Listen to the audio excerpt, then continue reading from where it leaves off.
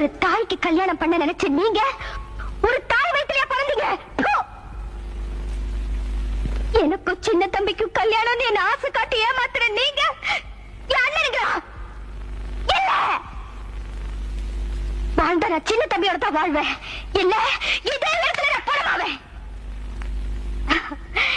நான் பணமான பிறகு உங்க பணம், உங்க நகை, உங்க பட்டு விரிப்பு, உங்க ஆடம்பரம், உங்க செல்வாக்கு எல்லாத்தையும் மண்ணோடு மண்ணா போட்டு என்னோட புதைச்சிருங்க. போங்க போங்க. எங்களை மன்னிச்சிரு. இனிமே நீயே கூப்பிட்டாலும்